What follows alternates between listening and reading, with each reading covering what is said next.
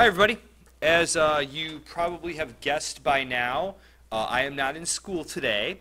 I am home with a sick child. She got ill over the weekend, and she's got strep throat, and she's not feeling too great, so I am staying home with her today. But as you will experience now shortly, when I am absent, because I have the ability to record class, generally this is what I will do. I think it saves us from falling a day behind, and we can still be productive even though I'm not here. So if you have not done so already for today, you are going to need the following things. First, you're going to need something to write with. You're going to need something to write on. You're going to need a calculator. You're going to need your notes from the past couple week or from the past week or so, especially your kinematic equation notes, and if you wrote anything down about the position versus time graphs of accelerated motion that we covered on Friday. Also, you're going to need a book as well. So if you don't have those things, get them together quickly. While you're doing that, if you're going quietly, I will kind of go over the ideas of today. So, our plan for today, things I want you to get out of today. Friday, we looked at position versus time graphs for accelerated motion. Today, I'm going to have us look at velocity versus time graphs for accelerated motion. We've already talked about velocity versus time graphs for accelerated motion, but we'll see here that there are some things on that graph that we can tell about the motion of an object that are similar to your kinematic equations in that it puts the pieces together. What the velocity was at certain points in time, what the acceleration is, how long does this occur for, blah, blah, blah. We'll see that mathematically, equations for velocity on a velocity versus time graph, they'll look similar to what we've talked about already. And then acceleration and displacement of an object from a velocity versus time graph. So now we've kind of talked about acceleration. We will talk about that again here in just a second. But we'll talk about displacement as well. So with that being the case, let's take a look first at the calendar. I realize it's kind of small, especially now, but I will zoom in on some parts here. So first thing I wanted to show you guys is here is Friday's date on the calendar, so I'll blow this up for you. We did a kinematic equation practice, and then for most of the period we did position versus time for accelerated motion. If you have not turned in your lab that we've worked on for the past couple of days or the past couple of weeks, we started it last block day, we finished it the most recent block day, please make sure that gets in sometime soon. We worked on basically example 3.10 from book. It was on page 94. There will be two more links here on the calendar, one for the slides that we did in class and then one for class recording. I was having trouble posting them on Friday, so I will fix that and hopefully get that there. Over the weekend, hopefully you had a chance to take a look at some of these problems dealing with the position versus time graphs and the equations for accelerated motion that we talked about on Friday. Answers to those problems are located right there. Okay. This week, as we've discussed on numerous occasions, this week is going to be a little bit messed up because of our testing and everything else. So, with that being said, let's zoom in here, make this a little bigger. Make it even, whoa, made it go away. Alright. So, today, another kinematic equations practice problem. We'll do that quickly. Then we will look at velocity versus time graphs for accelerated motion. And like I said, it is something we've talked about before, but we'll see today there are some things there that we can do that we maybe haven't done before. Again, there will be two more links, one for the slides from class that I'm about to show you, and then one for a class recording that you're watching right now. If you want to watch it again, or if somebody's not here today, you can go there. Homework for this evening. Not as many problems from the book, but the answers are already posted here, so you can check those answers out. Those are more related to the graphs that we're going to look at today and one kinematic equation problem. So Tuesday we will talk about free fall, and we'll talk about gravity. Wednesday, and I will change this here, Wednesday we are not going to have a review day. You will have a quiz because Wednesday is going to be short. Quiz is going to be position versus time graphs for accelerated motion, and then also velocity versus time graphs for accelerated motion as well. So that's what your quiz is going to be on Wednesday. Hopefully I'll be back tomorrow so we can talk a little bit more about that. But your next quiz will be scheduled for Wednesday. It is open note, all the stuff, all the examples we've done in class. If you print out the slides from the website, any of that stuff. Okay, with that being said, let's start today here. Not there, there.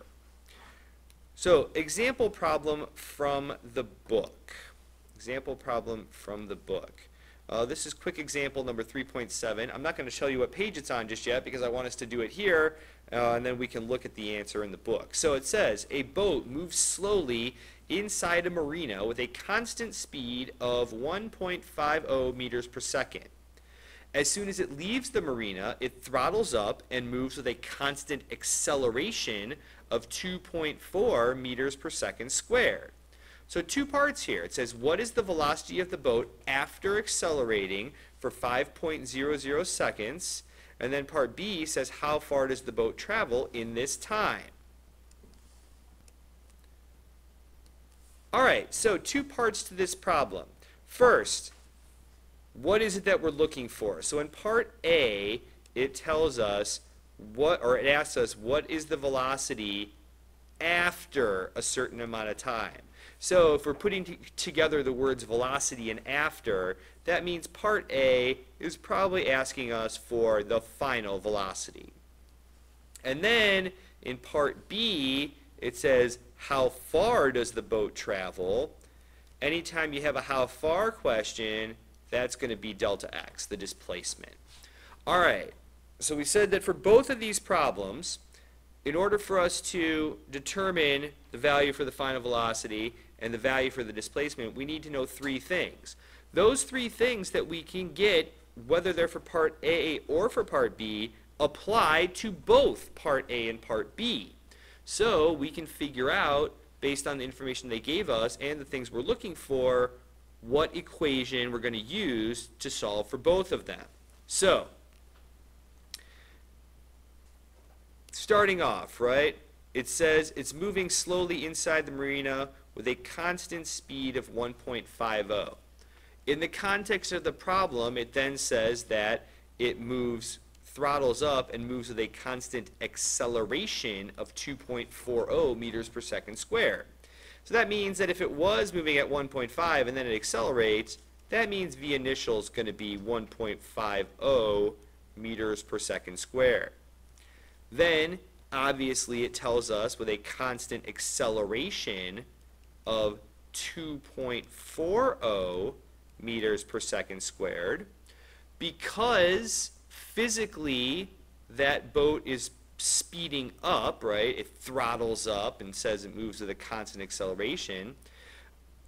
Like we said, we generally call the direction that we're moving the positive direction, so we can say the initial velocity was probably positive 1.50, and that means that the acceleration also needs to be positive because positive velocity, positive acceleration will result in a speeding up. It then tells us, even though it's part A, it tells us that that happens over a time frame of 5 seconds. So that the time here is now 5.00 seconds. So now we've got three things that we know. These are all known quantities. Then we have unknowns in part A and part B. We can't solve part A and part B at the same time, but if we look at them, each of them individually, in addition to these three things, plus the one unknown, that now gives us the four things we need to solve for. So for part A, we take a look and find out which equation has final velocity in it, initial velocity, acceleration, and time. And when we do that, we end up with this equation. So now it's just a matter of plugging things into that equation, solving for what we need to solve for. So go ahead and do that, and then I'll give you a couple minutes, and then you can figure out what v-final, or just look up here onto the board and see what v-final is. So figure out what v-final is based off of those three knowns. Go.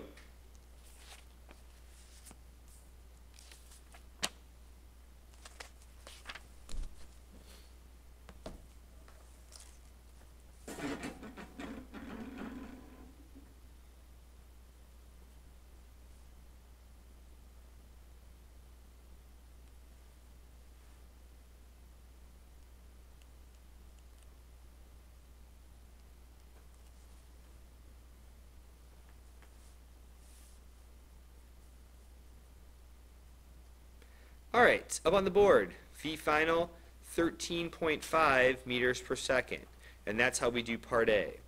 Now, part B, we're looking for the displacement, but we still know that the initial velocity was this much, the acceleration was this much, and the time was for that long. Even though we used those three things to solve part A, they still apply to part B. Now we just have to find an equation that has the three things that we know plus the one unknown, just a different unknown. So when we go to our list of kinematic equations, we find out that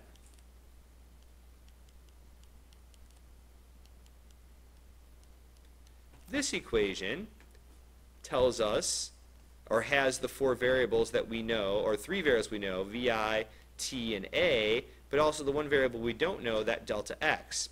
Keep in mind here mathematically when we do this problem, the t is the only thing that is squared in this term. It's not the whole thing, it's just the t. So go ahead, plug in the things we know, and figure out what is the displacement of this boat while it is accelerating.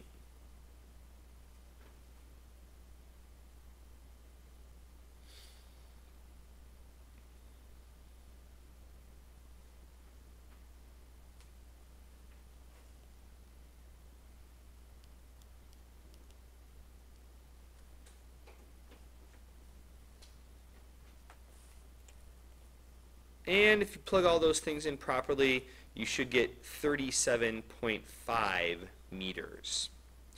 Okay, that being the case, let's transition here and let's talk about the new stuff for today. Today, I want to talk to you about time versus velocity graphs, or velocity versus time graphs. It should be flipped around. I forgot to do it. But anyway, so velocity versus time graph. In the, sort of obvious sense, it tells us velocity and time, where time is on the x-axis and velocity is on the y-axis. So, with that being said, if we take a look at this graph here, right, on the y-axis, that's a speed value on the y-axis, and then if we look at that over time, the speed values keep increasing, right? They keep getting bigger and bigger and bigger. So this object, or this graph, even though it represents a straight, or is a straight line, it represents an accelerating object because the speed is getting greater, right? It's speeding up. We also have established over the past couple of days that the slope on a velocity graph will give us the acceleration. That graph we were just looking at right here, right? First of all of these velocity values are positive because they're all above the x-axis. And then if the slope of this graph is also positive, so therefore we have a positive acceleration, that means this object here speeds up. But if we take a look at this section of this graph over here, velocity values are still positive because they're still above the x-axis, but now the line is sloping down so that it has a negative slope, a negative acceleration. That object during this section here is slowing down. But if we look at this section right through here, right, those speed values are constant.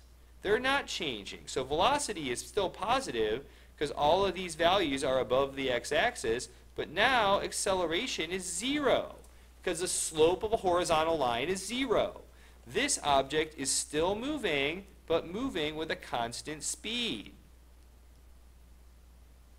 Actually, constant velocity because the direction isn't changing either.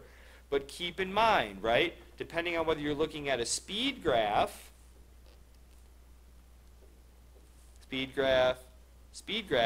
or a velocity graph, or a position graph, there's a difference in what straight lines and horizontal lines mean. So keep that in mind. On applying the principles that we did in the previous unit on the position graphs, if we look at straight lines on speed graphs, they are still represented by y equals mx plus b equations. But now y and m and x, and b for that matter, mean something different than they did on the position graphs. So now, applying this linear equation to a velocity graph, we come up with this. So we have now an equation that will mathematically tell us how fast something is going after a certain amount of time of accelerating if we know how fast it was going originally. So we relate those ideas, and this is actually one of our kinematic equations, right? Written a little differently, but it's the same thing. Going back, all right, this picture is a picture that you should have when you came in the room. The sub should have given it to you, so you have a graph here that you can take a look at. I want you to use this picture to answer 6 questions. And those 6 questions are located on the back of that graph. They are also located here. So I want you to take 2 minutes and talk about these 6 questions with the person next to you, in front of you, behind you, so that you can make sure we're interpreting these time versus velocity graphs properly. Then we'll take the next step. So 2 minutes, I'm watching the clock, I will give you the countdown. 2 minutes, talk to the person next to you, we'll come back and give you the answers in just a second. Ready? Go.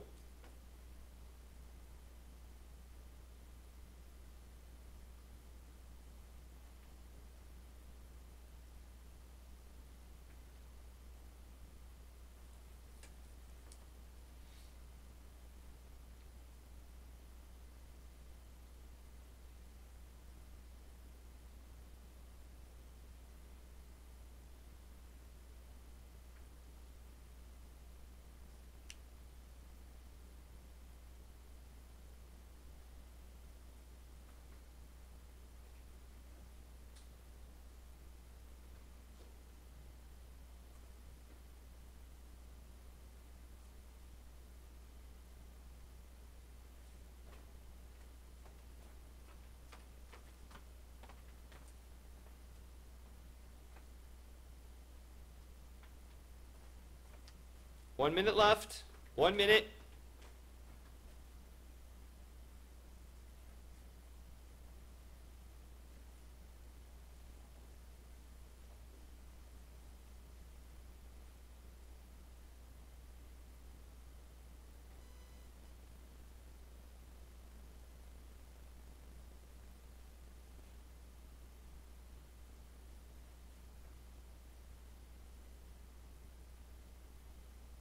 Okay, there are 30 seconds left. I'm going to put the answers up on the board. If you haven't finished yet, don't look up on the board. If you have finished, even if your numbers don't exactly match up with my numbers from the time standpoint, as long as we're in the ballpark, that's good. So, without further delay, answers. Let's take about 30 seconds, take a look at them, then we'll move on to the next part.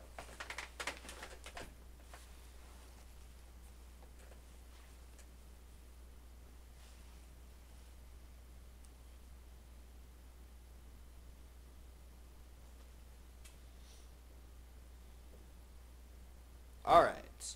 Hopefully we're getting good at interpreting these velocity graphs, at least as how they describe the motion of that object.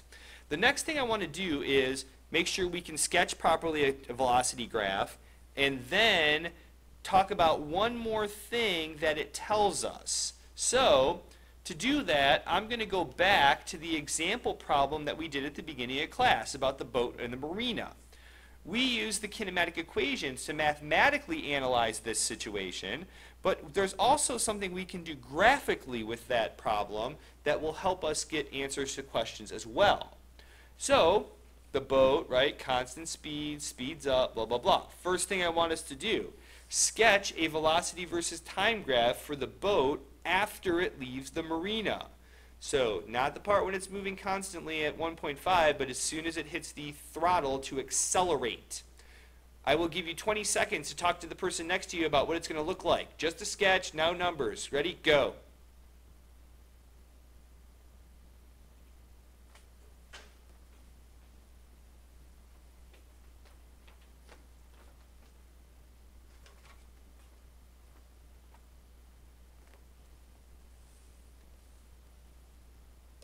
All right, there's the picture up on the board. So we can take a look at this, right, and we can figure out a little bit about this graph in order to tell what the velocity is at a certain time. We said that the equation for the velocity of an object, a constantly accelerating object, looks like this. So if we apply that specifically to our graph, right, VF is still going to be an unknown. That's what we would want to find out. How fast is it going at any particular moment? It told us in the problem that the acceleration was 2.40 meters per second squared. That's the slope of this graph. But in this equation, we would plug 2.50 in that spot there. T is our other unknown because how fast it's going at any particular time depends on how long it's accelerating for.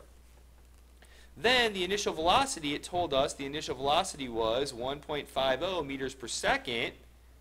So that goes in just like this. So this equation here would be the equation that we would use to find out the velocity of the boat after 5 seconds. We'd plug 5 into this equation right here, and we should find out that after 5 seconds, it's going the same speed as it was when we did the example problem at the beginning of class, that being 13.5 meters per second.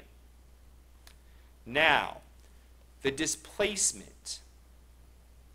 This is not going to seem intuitive, at least I don't think it should, but once you start knowing math a little better, and once you start looking at mathematical ways to solve things, this might make a little more sense. But until that point, just go with me. So, we have this graph, and it starts at 1.5 and goes up at a rate of 2.40 meters per second squared. But if we take a look at this red shaded area, which is the area between the x-axis and the function that we are representing graphically here. In this case, it's not a simple shape. There's a triangle to represent the area, There's a triangle to represent the area underneath the blue line, but it won't get us all the way to the x-axis. So we add in this rectangle to fill in the space between the x-axis, or zero velocity, and where this graph actually started at 1.50 meters per second. While this blue line does continue on indefinitely, if the acceleration was to continue that way, in our problem it gets cut off here at 5 seconds. Now, these shapes have areas, right? And if we calculate the area of these shapes, it will give us the displacement. For example, let's take a look at this triangle.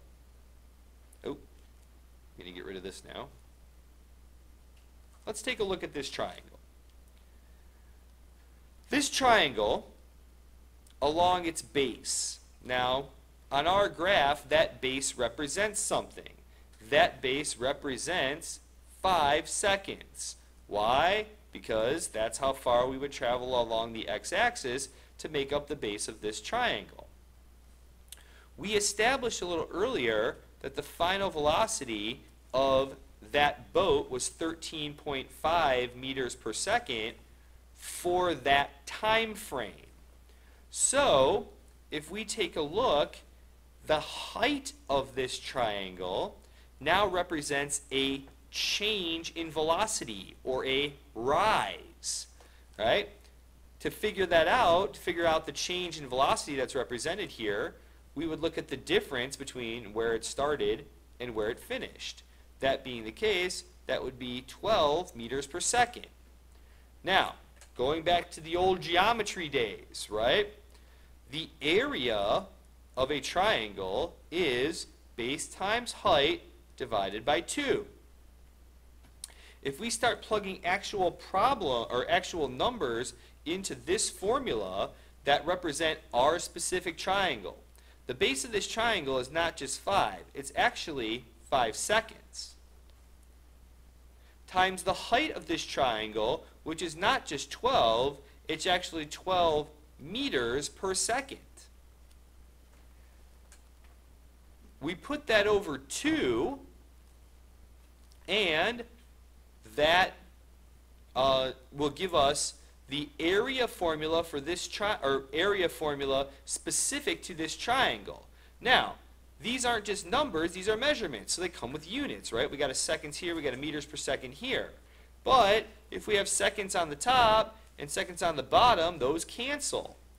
And then we do our math and we end up with 30, but there's still a unit left on that. That unit is meters. The area of this triangle represents the displacement of an object that accelerates at a rate of 2.40 meters per second for 5 seconds. It would go 30 meters during that time.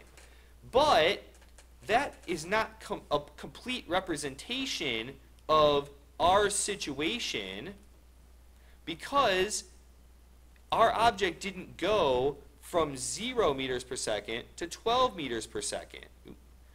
It would have gone a certain distance even if it didn't accelerate. This rectangle represents that distance that it would have gone even if it never did accelerate. So on this triangle here, the base of, or sorry, it's not a triangle now it's a rectangle. That base is still 5 seconds, but this height now is 1.5 meters per second, because that was the original height of that, the original velocity of that boat. So for a rectangle, the area of a rectangle is just base times height. So if we substitute in the things that relate specifically to this rectangle into our formula for the area of a rectangle in general, the base of our rectangle, 5 seconds, the height of that rectangle, 1.5 meters per second. Again, these aren't just numbers, they're also measurements, so they have units. That goes, and we end up with 7.5 meters. So even if that boat had never accelerated, it still would have gone 7.5 meters with its original velocity of 1.50 meters per second. Now, we take the displacement that it would have gone without accelerating, plus the extra distance that it picks up because of the acceleration, and we end up with 37.5 meters as the area of these two shapes that represent the area between that graph and the x-axis. If we go back to our original problem, guess what displacement we calculated using a kinematic equation? 37.5. So we see that there is another way to calculate displacement. Now you're probably saying to yourself, Mr. Plenisek, why would I do that? That seems like a lot of work when I could just plug it into a kinematic equation. And that's true. But let's say we had another graph. I'm making this up on my own. You wouldn't have a picture of this, but let's say it looks like this.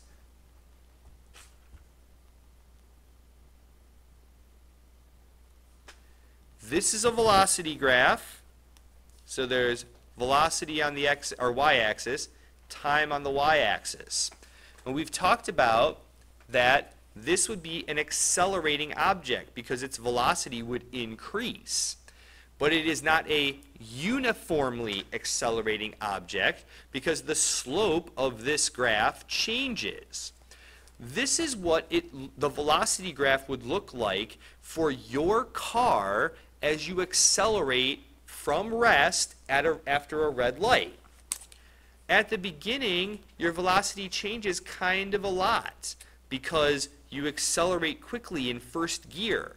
But the acceleration that you experience can't stay at that rate the entire time, especially because there's a certain portion right in here where your car is changing gears and it doesn't accelerate at all. It coasts for a little bit. Those of you that know how to drive a stick might understand this a little bit better. But the point being, I can't use a kinematic equation on this graph or on this motion because it's not uniform acceleration. But I can find the area underneath this curve in the x-axis. And it would look something like this. So if I could find this area. Now you're saying, Mr. Planasek, those aren't triangles and rectangles. I don't know how to find that area for a weird graph like that. And I say it's all right. When you get to calculus, which you will eventually if you're not there already, the integral function does the same thing. So on a complex velocity graph that looks like this, and I think those of you using calculus now, you haven't gotten to integrals yet, so you wouldn't know what I'm talking about, but you'll get there eventually, and when you do, you'll be like, oh, Mr. Planasek, we did that in math today. And I'll say, yeah, remember I told you that back in October. But we can find the same thing in multiple ways, and that's sort of the point of this. Or let's say you have something complex like this graph. Here, there are several different areas. We can't use one kinematic equation to find the displacement of the object during this whole trip because the acceleration changes throughout this trip. But we can find the area of all these shapes, add them together, and get the entire displacement. Okay, with that being said, to wrap this up, now we've talked about position graphs and velocity graphs for both constant velocity and accelerated motion. So a velocity graph can tell us several things. First, it can tell us instantaneous velocity. How fast is that object going at any particular moment? Second, it can tell us, that was terrible. Second, it can tell us average velocity. How fast was it going over a specified period of time? Third, it can tell us the acceleration of that object by the slope of that graph, specifically the slope of the tangent line like we introduced on Friday. And now we also know that this graph can, or that velocity graph can tell us displacement by looking at the area between the x-axis and that graph. So with that being said, if we go back to Monday's date on the calendar,